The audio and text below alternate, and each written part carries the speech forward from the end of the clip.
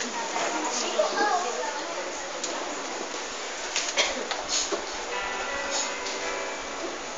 us all remember that we are in the most holy presence of God. In the name of the Father, of the Son, and the Holy Spirit. Amen. Loving Father, we come to you with so much gratitude for a reason we are gathered here today. We praise you for giving us guidance throughout the years to accomplish our schoolwork with a spirit of joy and enthusiasm. Thank you for giving us the desire to always excel to the things we do.